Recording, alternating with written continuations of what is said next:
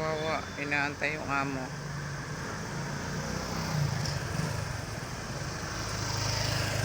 Ang tagal ng boss mo. Inaantay niya yung amo niya. Di siya pwede sa McDo. Kawawa naman. Tagal ng amo mo, bata. Saan na ba ang amo mo? Papasukin nyo na siya. Huwag nyo na po ipagbawal ang cute sa McDo. Parang awan nyo na, papasukin nyo na po siya. Kanina pa po siya nag-aantay. Bawal po siya sa loob. Tawawa na ang baby. Baby!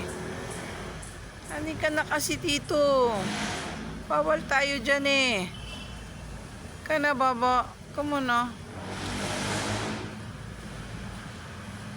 Ayun o, may kid o. May kid o. Ay, antay talaga siya.